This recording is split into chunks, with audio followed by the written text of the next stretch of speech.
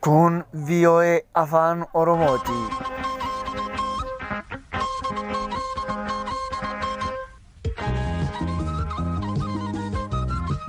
Raadiyoon Sagalee Ameerikaa wixataa qabee haga jimaataatti galgala keessaa sa'a lama walakkaa jalqabee haga sa'a sadiitti meetir baandii 22-25-31 irratti Waashingtan DC irraa kan dabarsu sagantaa afaan Oromoo amma jalqaba.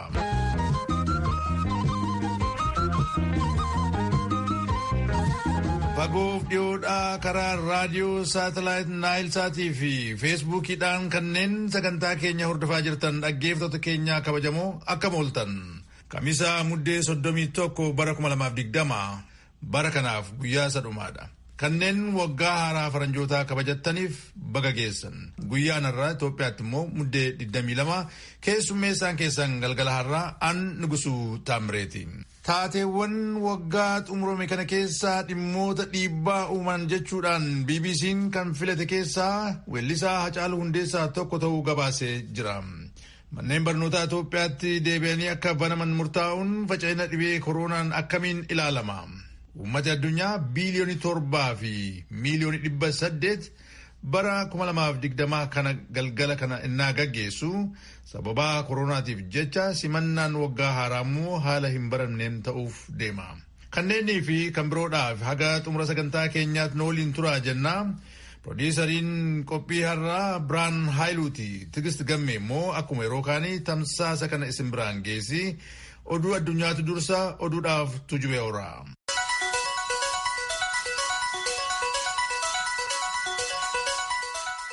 Attamooltan dhaggeeffattoota keenya oduun galgala kanaaf qabnu kunoo. Baankiin misoomaa naannoo Somaalee baatilee ittaanu 6 keessa industiriiwwan xixiqqoof giddu galeessaa ta'aniif kan oolu liqaa qarshii miliyoona 500 qopheessuusaa beeksisee jira. Ittaanaa bulchaan naannoo obbo Ibraahim Usmaan Faaraa raadiyoo sagalee Ameerikaaf akka ibsanitti liqiin dhala hin qabaanne kan dhiyaatu akkasumas naannoon isaanii sochii bu'a qabeessa filatee lafa kennuuf haala kan mijeessu ta'uu dubbataniiru.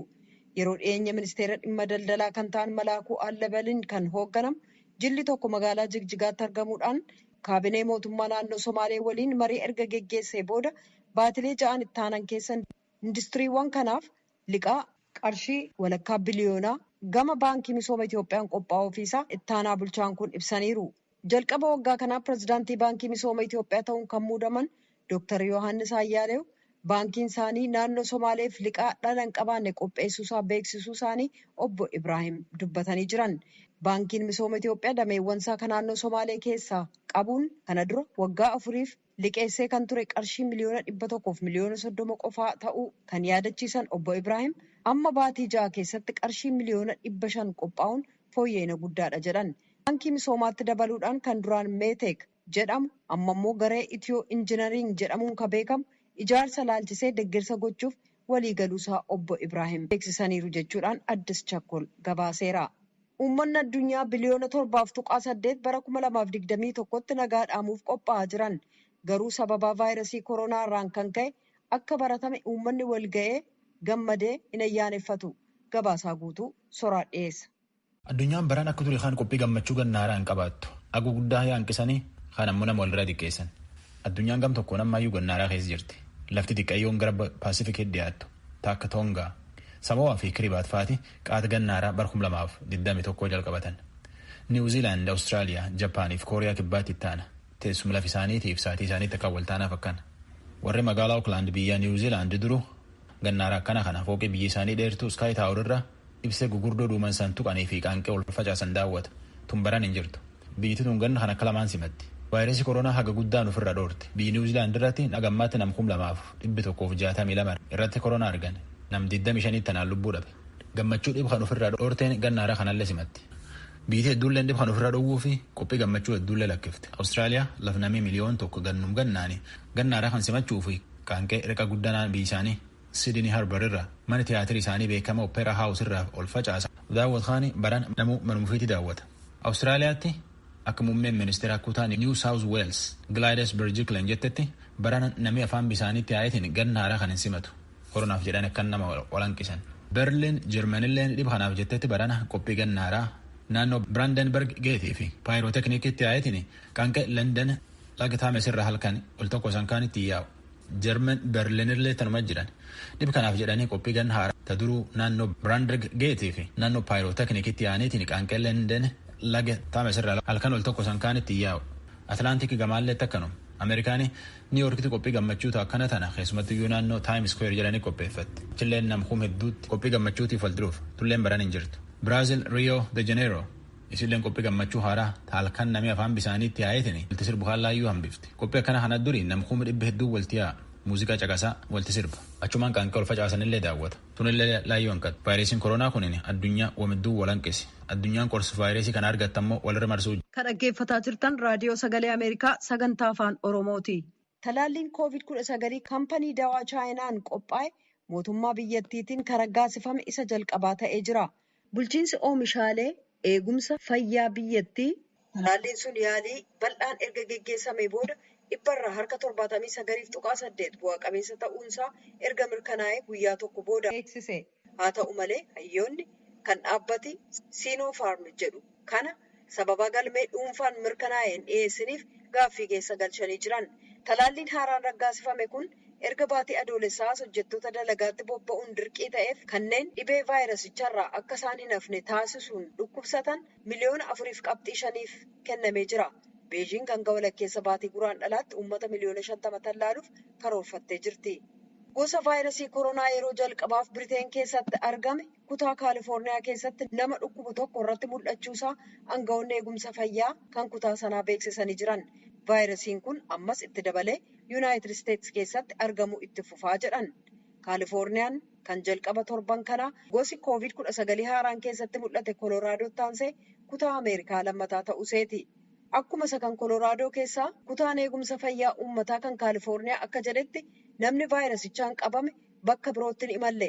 Ministeerri tajaajila fayyummaaf tajaajila uummataa Maark Geelii haalli isaa yaaddessaa ta'uu ibsanii maaskii kaayyachuu, walirraa hiiqinsa hawaasaa, mana ofii keessa turuuf imalarraa of qusachuun vaayirasiin kun akka hin facaane gochuu danda'a jechuun yaadachiisaniiru. Hayyuun gameessi kan dhimma dhibee daariqaa Yuunaayitid Isteetsi Dr. Anthony Fauci akka jedhanitti gosi vaayirasii haaraa kun kan kanaan duraa caalaa hamaa ta'uusaa kan hin amanneef talaalliin oomishame vaayirasii kana ittisuuf milkaa'inaan hojjechuu qabaa jedhan.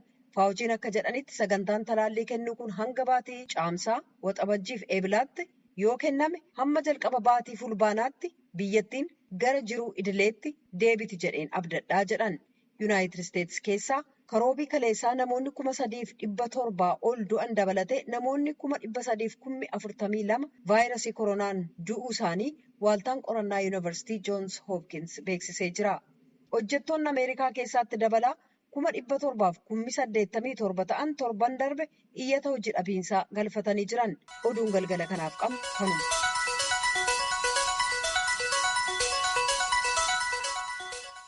Kan dhaggeeffachaa jirtan as Waashingtan DC irraa kan darbu raadiyoo sagalee Ameerikaa sagantaa afaan Oromooti.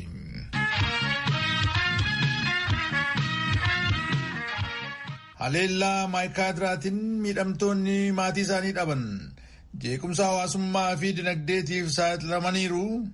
Kana irratti immoo xiyyeeffannaa akka dhaban dubbatu.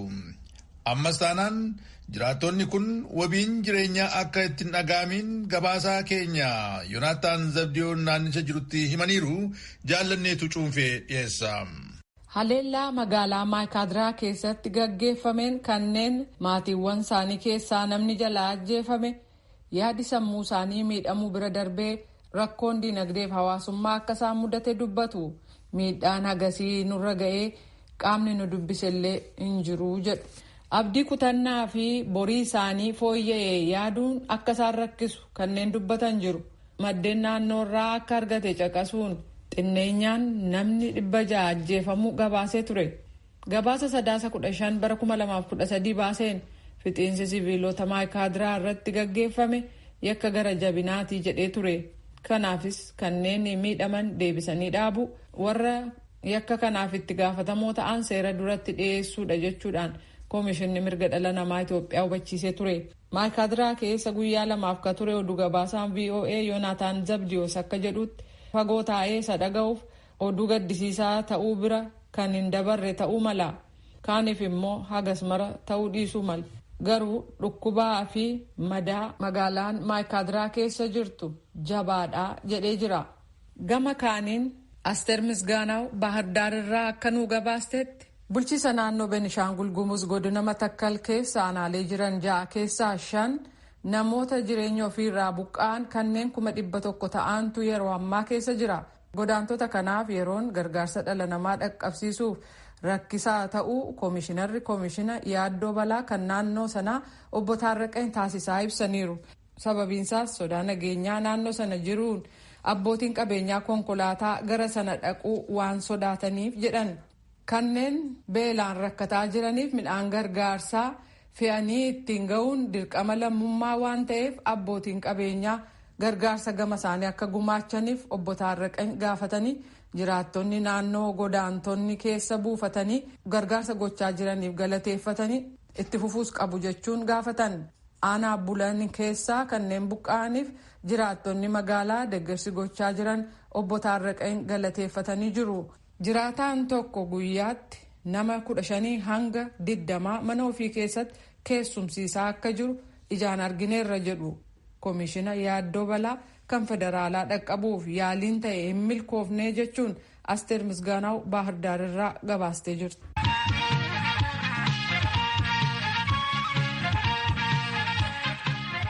Kan dhaggeeffachaa jirtan as Waashingtan DC irraa kan darbu raadiyoo sagalee Ameerikaa sagantaa afaan Oromooti. Raadiyoodhaan meetir baandii 22-25-31 irratti akkasumas saatalaayit Naayil Saatii fi Feesbuukii keenya irratti kallattiin nu dhageessu. Sabaa himaan BBC xumuramaa jiraachuu bara faranjootaa 2020 ilaalchisee ardii Afrikaa keessatti namoota maqaa guddaa qabanii fi duuti isaaniis dhiibbaa guddaa uume jedhee kanneen baase keessaa tokko weellisaa Hacaaluu Hundeessaati. Hacaaluu Hundeessaan sirboota isaa mirgoota Oromoon gaafataniif qabsoon beekama. Uummata birattis ni jaallatama. Dhimma kanarratti Naakoor Malkaa maatii weellisaa Hacaaluu keessaa haasofsiisee jira akka ittaanutti dhiyaata. Barri faranjootaa 2020 xumuramuudhaaf guyyaa tokko qofaatu hafa. Sabaa himaan idil addunyaa BBC namoota bara 2020 keessa lubbuun isaanii darbee fi ardii Afrikaa irraa maqaa guddaa qabanii fi bara 2020 keessa Afrikaan dhabde jechuudhaan maqaa caqase keessaa weellisaa Hacaaluu Hundeessaa isa tokkodha. Dameewwan kubbaa miilaa, saayinsii, muuziqaa, siyaasa, aartii fi hojiiwwan kanneen birootiin namoota yaadataman 10 duraa duubaan baasee jira. Isaan keessaa weellisaa Hacaaluu Hundeessaa isa tokko. Waa'ee kanaa quba qabaachuuf dhabuu isaanii maatii Hacaaluu Hundeessaa keessaa gaafannee turre. Jalqaba irratti kan bilbilaan argan obboleessa quxisuu weellisaa Hacaaluu Hundeessaa Siisaa Hundeessaa waa'ee kana quba qabaachuusaa akka kanaan dubbata. Warri BBC nama lubbuudhaan darbe bara 2020 keessa nama lubbuudhaan dhabame dargaggeessa wanti uumee jiru jedhanii baasuu isaaniitiif galatoomfachuun barbaada. Jarri kun amma isaa hubataniiru jedheen yaada. Kabaja kana argachuudhii fi dhugaa walitti haasa'uudhaaf biyya kana keessatti wanti argaa jirru akka maqaan isaa dhahamullee qaamni hin barbaadne hin jira. Dhugaa afaan qaban waa biraan dubbatti.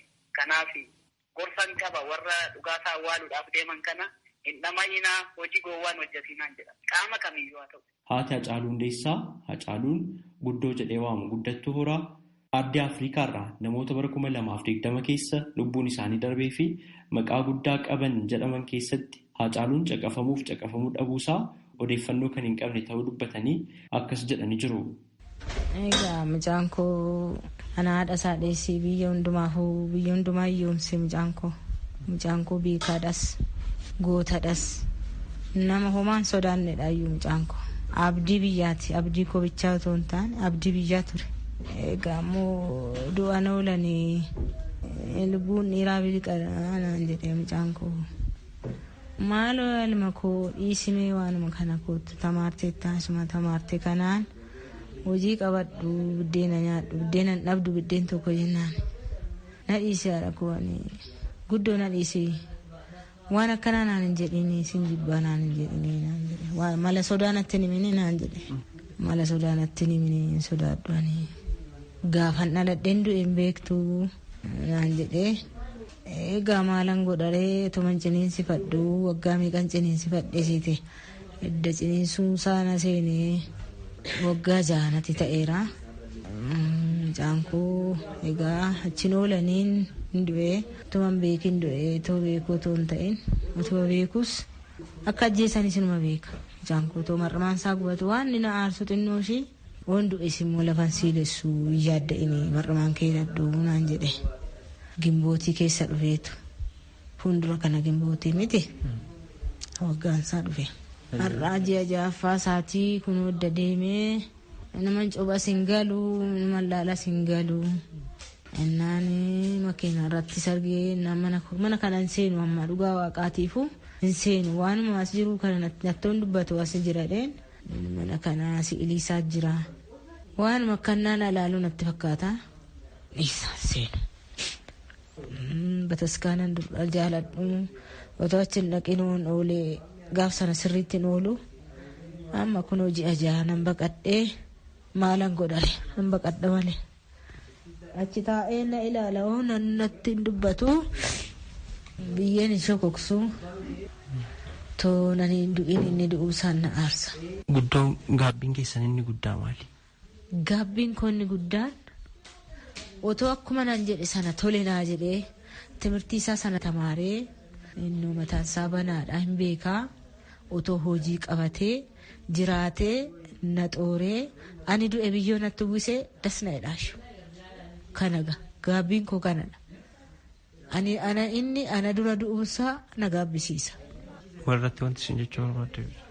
Ammanuma kan koo mucaan koo kaateen qubne nyaateen qubne kaayyoo meeqa qaba kaayyoo keshilibbeewwan kun ajjeeste inni obbolaa koo jedhaan haadhawwan koo jedhaan hundumtuu haadhoo kootii jedha isaan immoo gurguratanii har'a mucaa koo amma ji'a ja'a jedhee ji'a kana immoo torban jedhaa akkanumatti lakkaa deema gaakkoo kanuma malee wanti biraan jiru. Iddoon kufee sanatti iddoo jedhan sanatti waan hundumtuu too mijaa'ee das namadha miti wanti dubbatan yoo xumurame das namadha. Guyyaan kun mudde 22 bara 2013 yommuu ta'u Hacaaluun waggaa 37 irraa guyyuma kana akka dhalate dubbatan guddattuun kan lubbuun isaa darbees baatii waxabajjii bara 2012 ta'u guyyaan isaa 22 ta'uun yaadatama. Guyyaan itti lubbuun isaa darbee fi guyyaan inni itti dhalate tokko ta'uu dubbatan har'a immoo yaadannoo yeroo inni itti darbe baatii ja'affaa isaati kan kabajamaa jiru. Abbaa Hacaaluu Hundeessaa obbo Hundeessaa Boonsaa dhimma kana irratti akkas jedhanii jiru. Ajaansaa itti maqaansaa akka dhoofsifamu akka maqaansaatti waan ta'u ka'uuf kan irraanfatamne kana nuti taasifnee saba keenya ollaa keenya nu wajjin boo'ee nama wajjin waan ta'e walitti waamnee cabalaaf saadiqii maqaa isaatiin qophaa'e akka qammasu taasifne kanuma wanti biraati. Mee haala maal keessa jirtu? Miirri keessan jiru maali? Dhaba isaatii ijaasa dhabnee lapheen keenya cabee mataan keenya bulbulamee fayyaan qabnu rakkoo jabaa guddaa jirra. Yaada guddaa halkan yoo rabne ribna fudhatu guyyaa oteenyu qalbiin keenya iddoo tokkotti waan hin ta'u ijaa kana rakkoo guddaa gubbaa jirra kana malee waan biraa ijoollee sadii qaba haati manaas ammoo jabduudha innaa egaa kanumaan jirra wanti biraa ijoolleen isaas jirti hin guddatti waan miidhaa akkumsaatti baati haati manaasaas jabduudha hin gargaarti ijoollee ammallee ammoo asii deemte nus hin gargaarti ishiin akkuma duratti nu gargaarutti nu gargaarti ishiin illee ammallee ijaa kana uumaa rakkoo wanti bahee nu qaqqabuun jiru dhabni isaa qofa hamma dhaqnee gara isaa bira geenyutti lapheen keenya akka hubaatetti jira. Yeroo namootni ajjechaa ilma keessaniitiin shakkaman dhiyaatan carraattiin mana murtiitti argamtanii yaada keessan kennuu yookaan taajjabuu argattanii jirtu kanaan dura. Nuti dhaqnee hin beeknu haati gisee tokkicha dhaqxe amma qaxaroo miilaan darbe kana dhaqxe haati malee dhaqee hin beeku maaliif egaa haftaamuun immoo jaalumachi jiruuf inni yeroo hundumaa sagantaa qaxaroo gubbaatti hin argama isumatti argama egaa isumaan dhiifnee jirra kan wanti bira maal godha. Ergaas hin dabarsuu barbaadde wanti na dabarsu seerri hin jirre akka hin jenne seerri jira otoo seerri jiru dhiigni mucaa kooti dhanga'ee nafini dhugaan murteen akkatti naa kennamuun jedha wanti biraan jiru. Ajjechaa Hacaaluu Hundeessaa wajjin wal qabatee namootni shakkaman 4 mana murtiitti deddeebi'uun dhimma himata isaanii hordofaa jiraachuun ni beekama. Raadiyoo Sagalee Ameerikaaf Naakoor Malkaa Amboorraa.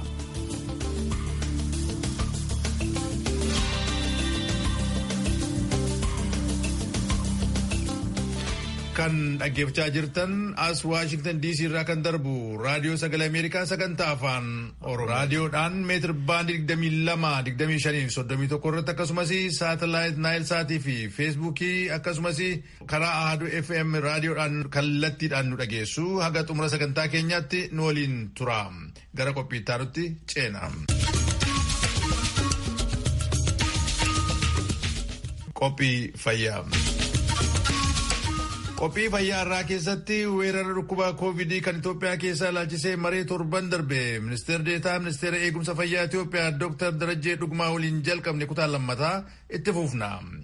Manneen barnootaa banamuun faca'ina vaayirasii koronaa waliin attamiin ilaalama.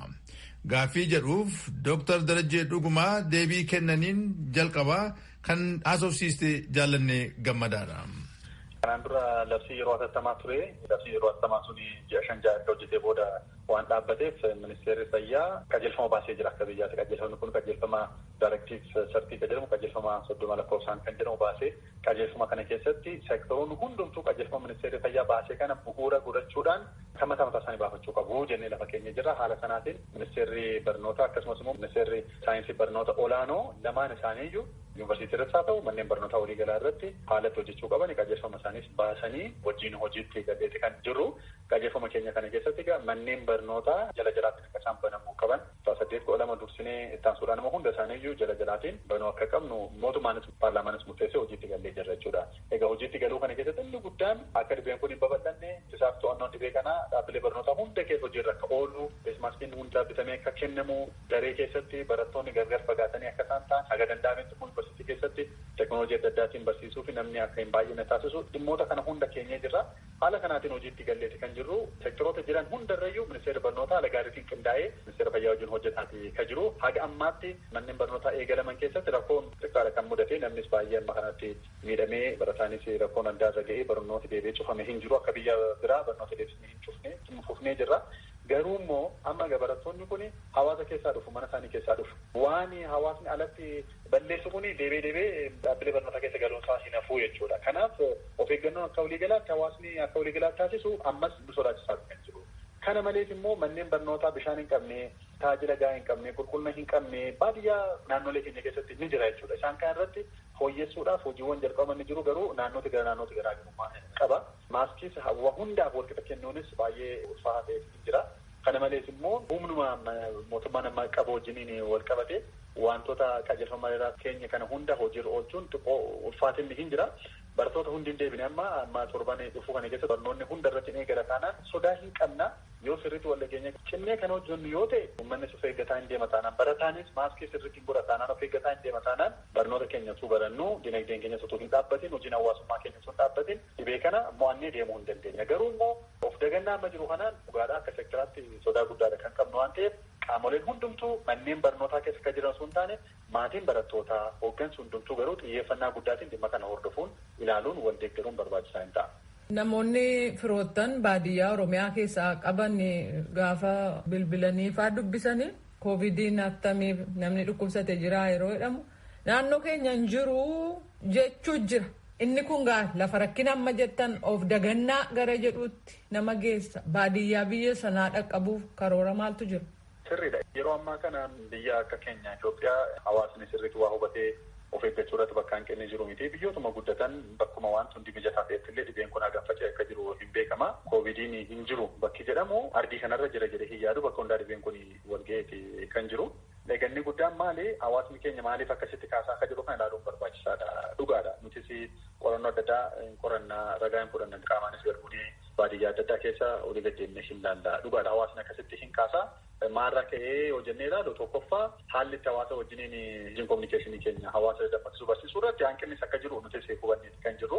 Harka ta'u naannoo magaalaa irratti xiyyeeffachuu miidiyaalee laayiv istiriim miidiyaa kana fayyadamuu hawaasa hunda bira ga'uu dadhabuun kun hin jira. Dargaggeessi baay'een baadiyyaa keessa hin jira. Qonnaan bultoonni keenya maasii isaanii irra kan isaan oolanii kana hunda bira mana deemnee hunda bira hin geenye. Hooggansi mootummaa ganda tokko keessa jiru hawaasa isaanii sirriitti mariisisuu carraa argatan hunda hojii misooma hawaasa bira gaafa gan dhibee kanaa sirriitti himuu fi ofii fakkeenyummaatiin gaggeessuun immoo hanqina hin qaba. Gaggeessaan maaskiin godhatu taanaan uummanni maaskii godhachuu danda'a jettee hin yaadnu. Gaggeessaan waa'ee koovidii sirriitti hin dubbatu taanaan uummanni saffisee ilaaluun isaa hin hafu waan ta'eef akka waliigalaatti qabbanaa'uun kun bakka hundaa jiraachuun hin jira. Inni kaan immoo egaa namoonni baay'een sadarkaa ciisuudha kan hin geenye ta'uu danda'u. Naannoo baadiyyaatti dargaggeessis hin baay'ata waan ta'eef namni baay'een akkuma qofaatti xiqqootu baay'ee miliqinni ittiin arganii simbatanii utuu baay'een argatiin hin dabarsas akkasumas namni du'u baay'ee jiraachuu dhiisuu danda'a gara baadiyyaatti dhugaadha. kun sababa mataasaa adda addaa qabaachuu danda'a. Kana kanarraa kan ka'e gowwoomuun yookaan immoo itti fakkaatutti jira hawaasatti dhugaadha kuni. Bu'uura irraatti dogoggoraa koovidiin bakka hundaa hin jira. Dargaggeessi kan of eeggachuu qabu dhibee kan yoo qabatee gara manaatti yoo deemu maatii isaa abbaa haadha namoota dadhaboo ta'anitti dabarsaa jechuudha. Kanaaf eeggachuun baay'ee barbaachisaadha. Egaa wanti nuti qabannee jiru amma ji'oottan dhufan kana keessatti hojii bal'aa hojjechuuf karoorfannee jira. Kanaan dura akkuma beekamu biyya keenya keessa rakkoon adda addaa jira waan ta'eef uummata irratti xiqqoo kana baay'eetti hin deemnee ji'oottan darban kana keessa amma garuu hojii bal'aa hojjechuuf karoorfannee jirra. Inni guddaan dammaqina uummataa sadarkaa hundatti akka oomishu taasisuu, miidiyaa kominikeeshiniitti fayyadamuu, kana malees immoo manarra deemee hojjechuu qabna. Hojjettoonni ekisteenshinii keenya akkasumas qonnaan bultoota bira karaa DA hojjetaa qonnaatiin bira ga'uu, caasaa ijaarama uummataa hundatti fayyadamnee iddiriitti illee fayyadamnee uummanni akka of eeggatu taasisuun baay'ee barbaachisaa hin ta'a. Kana malees immoo qorannaa keenyas kana caalaa bal'isnee bakka dhibeen kun jiru hunda adda baasinee uummatatti himuunis baay'ee barbaachisaa hin ta'a. Hojii ittisaaf to'annoo koovidii kana cimsuu keessumattuu barattootni immoo gara manneen barnootaatti waan dhufaniif barattoota irratti sirriitti hojjennee ambaasaaddara ta'anii galanii maatii isaaniis akka isaan barsiisan taasisu. Kanumaan immoo dhibee koovidiif yeroo hawaasni of eeggatu dhibeewwan kaan baay'ee xiqqaataa jiru. Dhibeen utaalloo daa'imman irratti xiqqaataa jira. Garaa kaasaan xiqqaataa jira. Aadaa gaggaariin akka horatamu yoo taasifne koovid duwwaa miti hojii fayyaa baay'ee kanumaan galma ga'uu dandeenya waan ta'eef asirratti cimnee hojjenna jechuudha. Fakkeenyaaf manneen nyaataa, manneen dhugaatii, manneen tajaajila hawaasa adda addaa warra akkasiirratti hojjechuun hin gargaarettanii yaaddu?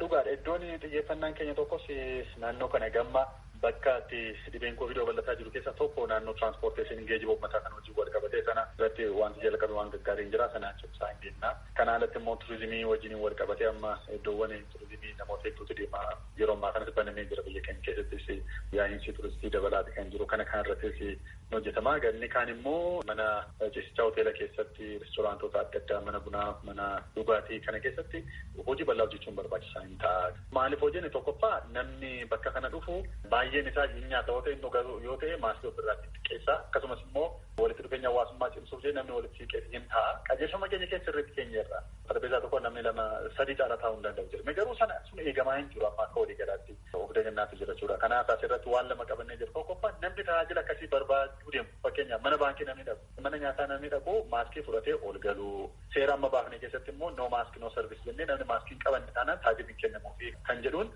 yeroo ammaa kana sektorotas mariisine kanattis galaatee kan jirru. Kanaaf namni tajaajila barbaachisa dhaqu wanta itti himee hunda guutee deemuun barbaachisaa ta'a. Of eeggannaa gochuun barbaachisaadha. Qaamoleen tajaajila akkasii kennan kunis balbala isaanii irratti bakka dhiqannaa qopheessuu qabu. Kanaan dura bakka baay'eetti eegalameera garuu amma salphisuutu jira jechuudha. Callisuu jira jechuudha bakka baay'eetti. Isa kana akka isaan qabaatan taasisuu lammaffaa immoo nama gargar butanii fageessanii taa'uu haala mijeessuun barbaachisaa ta'a. Uummata isaaniiti. Uummanni kun yoo midhaan boor dhaqee kan isaan irraatti bitatus hin jiru waan ta'eef itti gaafatamummaa waliin fudhachuun baay'ee barbaachisaa hin ta'a. Kana malees immoo law enforcementiinis hin barbaachisa. Seera kabachiisuu qabna jennee qaamolee seeraa wajjinis dubbataati kan jirru. Namni itti gaafatamummaa fudhate biyyoota adda addaa keessatti namni maasiin godhu taanaan doolaara hin adabama. Sanallee gochuudhaa hubaanne hawaasni keenya tarkaanfii barsiisaa ta'u fudhachuudhaafis qaamolee nageenyaa wajjin marii ciccimaa gochaati kan jirru. Kanaaf dhimmoota akkasii kan irratti hojii guddaa hojjechuu, hojii fakkeenyummaa qabu hojjechuu harka tokkoon koovidii ofirraatti ittisa, harka biraatiin immoo hojiin dinagdee hawaasummaa keessa akka duubatti hin deebineef qindoofnee kan hojjennu ta'a jechuudha. Dhuma marii keenyaa irratti dhaamsi dhaggeeffattootaaf dabarsitan yoo jiraatu. Dhibeen koovidii kun eessaa eessatti deema kan jedhamu eenyullee hin beeku. Wantoonni gaggaariinis hin jiru, wanti immoo gaariin taanis hin jira jechuudha. Wanti gaariin talaalliin biyya adda addaatti yeroo ammaa kan hojjetamaa jiru hin jira. Inni kun gara biyya keenyaa akka galu ji'oota muraasa keessatti sochii guddaa mootummaan gochaa jira. Abdiis qabna. Gama biraatiin immoo koovid vaayirasiin kun matuma isaatiin of jijjiiraatee kan jiru jechuudha. Biyyoota adda addaa keessatti argamaa jira. Saawuz Afrikaa keessattis argamee jira. Ittaanee eessatti akka argamu hin beeknu jechuudha. Kun immoo talaalliifis rakkisaa ta'uu danda'a. Dhibee kana adda baasu waan baay'ee rakkisaa ta'uu hin danda'a jechuudha. Kanaaf akka waliigalaatti of eeggannoo cimsuun ergaa mootummaan keessumattuu ministeerri fayyaa yeroo hundaa dabarsudha jechuudha. Qofa gatii salphaatiin keenyaaf feesmaaskii yeroo hundaa sirriitti fayyadamu fageenya keenya eeguutiin parsantaa 90 ol dhibeen kun namatti akka hin dabarre taasisa. Uummanni keenya beekee itti gaafatamummaa isaa ba'uu qaba. Dooktar Darajjee Dhugumaa ibsa bal'aanaa laattaniif maqaa raadiyoo sagalee Ameerikaan hedduu galatoomaa.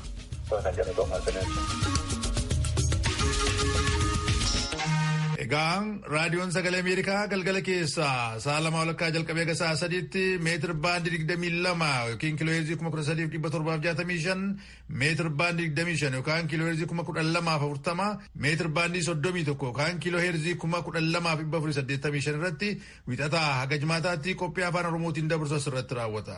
Galgala kanaaf kan isin keessummeesse Annu Gusuu Taamreetii waggaa haaraa boorutti walitti deebina nagaatti nu bulaa amma afaan